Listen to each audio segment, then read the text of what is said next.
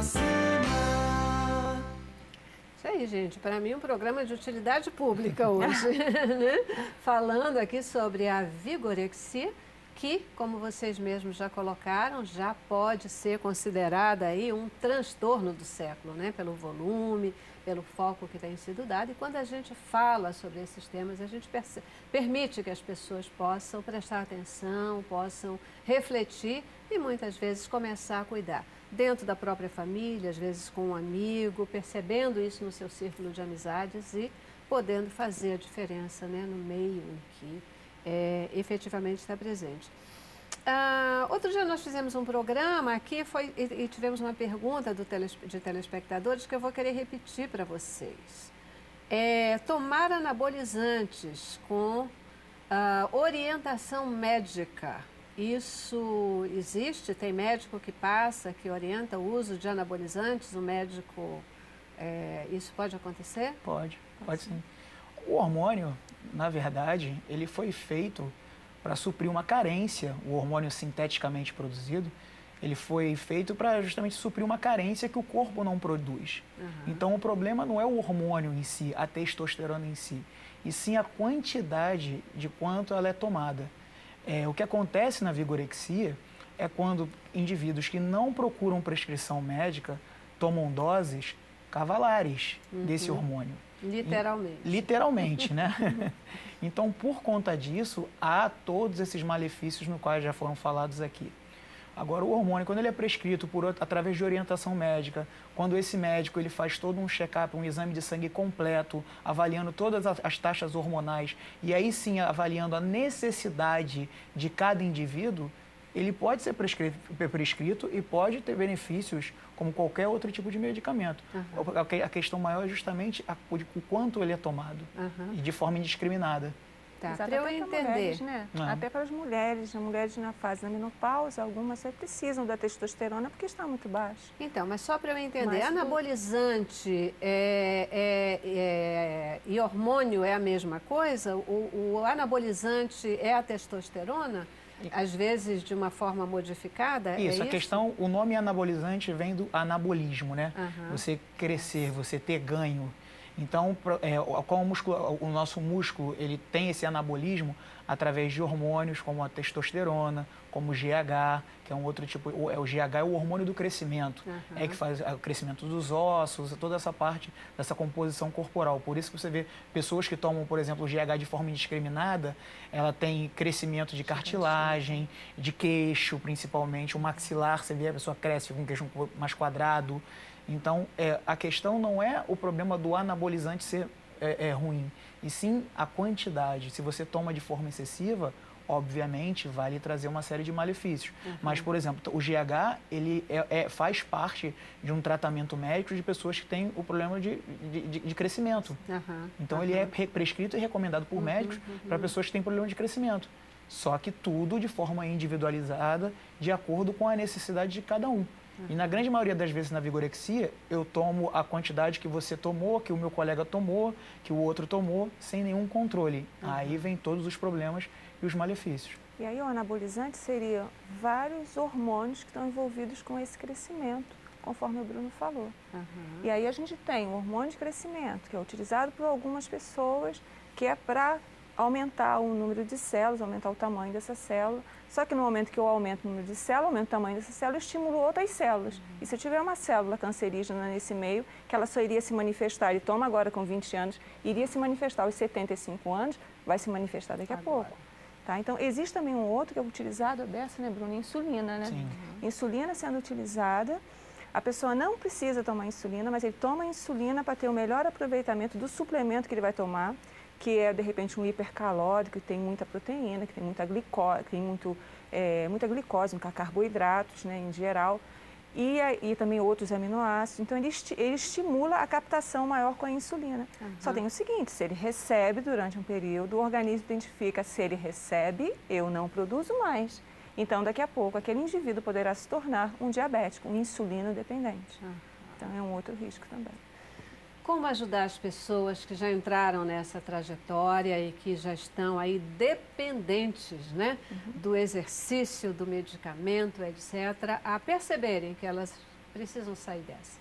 Então, essa pessoa realmente ela vai precisar de um tratamento multidisciplinar, né? Eu acho assim bastante interessante, né, que os profissionais da área de saúde que estão recebendo esse conhecimento, que buscam conhecimento, possam identificar realmente essas pessoas e orientá-las a buscar, né, essa equipe, né, multiprofissional.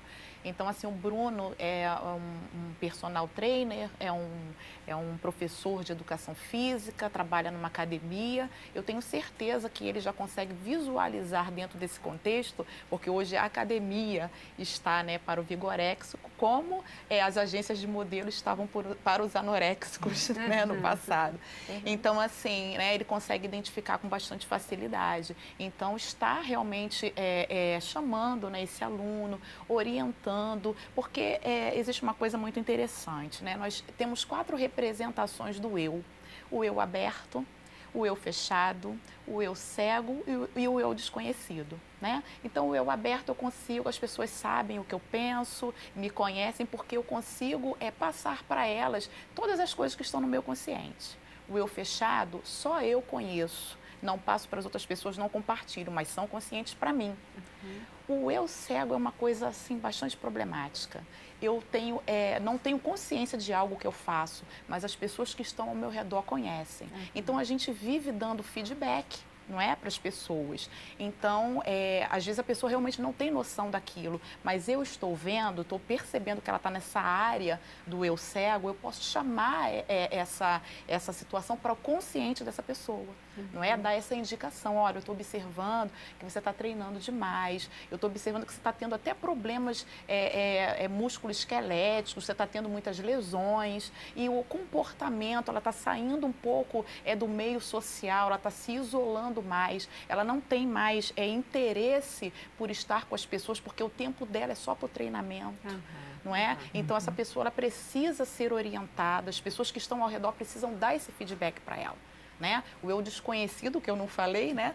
As pessoas são inconscientes para mim, inconscientes para o outro, são nossas potencialidades. Todas as pessoas têm potencialidades e têm situações que ela não sabe como vai reagir. Então, é interessante chegar perto de uma pessoa dessa, indicar para um psicoterapeuta, né? Os médicos, né? Que serão também responsáveis, né? Por esse tratamento, pode ser indicado por um psiquiatra, porque essa pessoa poderá tomar uma medicação, não é? Será recomendada uma medicação por conta desse hormônio chamado serotonina, que foi falado, né, anteriormente. Essa serotonina, ela tem um papel também fundamental dentro dessa compulsão do paciente, dessa ansiedade. Então, equilibrar esse hormônio. Então, vai precisar de uma prescrição psiquiátrica, nutricionista e dentre outros profissionais. Inclusive, isso nos remete a sinalizar a importância de academias sérias, né? De locais onde tenham profissionais sérios e que possam estar atentos àquela pessoa como um ser humano integral e não ali só como uma pessoa que vai trazer grana, que recurso, porque aí você não quer nem saber, ele se dane, porque o que você quer é receber a grana de lá, né? Mas se você está ali para oferecer saúde, para realmente tirar essa contrapartida, tem chance de ter essa conversa com o jovem que chega lá, de você observar, de se aproximar e poder começar a dar uns toques para ele perceber que ele está numa linha de Eu acho que faz parte do trabalho do bom profissional ele ter essa percepção. Afinal de contas, ele é o primeiro degrau, né? Ele é a primeira linha de contato que o aluno tem. Então, acho que cabe muito ao profissional identificar isso, e você consegue identificar. Você, como ela disse, o aluno ele começa a se tornar até um pouco antissocial, ele deixa de frequentar reuniões com os amigos porque ele tem que treinar, ele deixa de sair porque ele tem que treinar, ele deixa de ir a jantares porque ele não quer comer besteira, porque amanhã ele quer treinar. Então, assim, você começa a perceber algumas coisas, ele começa a frequentar a academia 1, 2, 3 vezes ao dia. Então, o bom profissional, ele consegue identificar isso e, aos poucos, de uma forma no inicial bem sutil, né? Porque você também, se você tratar de uma forma direta... Ele muda de academia. Ou troca de personal, né? Então, você tem que, de forma bem sutil, inserindo essa ideia, inserindo esse conceito, sugerindo ele, de repente, olha, por que você não vai procurar um nutricionista, né, para fazer um acompanhamento alimentar direitinho, porque acontece muito na academia assim, o primeiro dia o aluno se matricula, na segunda semana ele pergunta o que eu tomo para treinar, né? E isso não cabe ao profissional de educação física, cabe ao nutricionista. Então, tem que haver esse respeito, né, das áreas no qual você começar a indicar ao profissional, ao aluno, um acompanhamento nutricional, e aí você começar a reparar essa mudança de hábito, essa mudança de comportamento, de alguma forma você indicar também ele procurar ajuda, né, de um psicólogo para poder ajudar e reverter esse processo. Porque o problema, e eu acredito que minha colega deva dar razão, é que quando ele vai para essa parte tratar com um psicólogo, ele já está num estado muito avançado da vigorexia. Certamente. Então, se você consegue identificar isso numa fase inicial, a chance, né, de você tirar ele, de fazer ele regressar nesse processo, é muito maior. É uma doença com cara de saúde, né? Então, a pessoa está na academia, ela está se exercitando, então é muito difícil perceber que ela já passou, né, do limite entre o que é normal e do que é patológico dentro dessa situação. Então, dificilmente ele vai procurar um profissional, né? Então, ele tem que realmente ser orientado, que realmente, como o colega falou, primeiro degrau, o professor de educação física fazer essa... E a família também está percebendo isso, né? Ia colocar isso também, a família, né? Perceber que, de repente, esse jovem está muito focado só nessa questão do corpo. De fato, esses dados, eles nunca acontecem de uma forma isolada, né? Esse jovem que começa a se isolar do mundo em função de si mesmo, ele necessariamente ele precisa ser reconectado, né? Reconectado requer aí a percepção disso, às vezes uma ajuda de um amigo, etc., para chamar a atenção, ajuda do profissional e ajuda de um profissional para que ele perceba as suas potencialidades, para ele perceba que ele não precisa se destruir para ser querido, para ser amado. Exatamente. Né? É que isso, acho que hoje em dia a gente tem uma cobrança muito grande e uma influência muito grande também das mídias sociais, né? Acho que hoje em dia se tornou um modismo muito grande a pessoa postar foto, que faz atividade física, que está fazendo tal, né? Os selfies, as redes sociais. Então isso também, de alguma forma, ajuda a dar o pontapé inicial da atividade física, mas eu acho que também impulsiona para essa questão da vigorexia. O fato é que, por redes sociais, a gente até falou e percebe a questão dos impulsos, das provocações. O que a gente chama a atenção aqui é que isso não se sustenta. Isso não é qualidade de vida, isso não é nem vida, que dirá qualidade de vida, né? A gente quer ficar bem exatamente para poder ter amigos, para poder sair, para poder compartilhar vida. Né? A gente quer ficar bonito para poder namorar, para poder se sentir bem, para poder... E não para se isolar. Quando tudo isso começa a provocar esse isolamento, essa questão toda, opa, presta atenção. Mamãe, namorada, irmãos, amigos, tem que prestar atenção e ajudar o outro. O homem é um ser social. É verdade. Né? É bacana, porque quando Deus fez o homem, ele fez lá e disse, olha só, não é bom que esse homem viva só, não. Ele precisa, primeiro, de uma ajudadora, né? Porque ele precisa de companhia. Ele não é para viver sozinho. Gente, ai, tem que parar. Já vamos para o nosso último intervalo.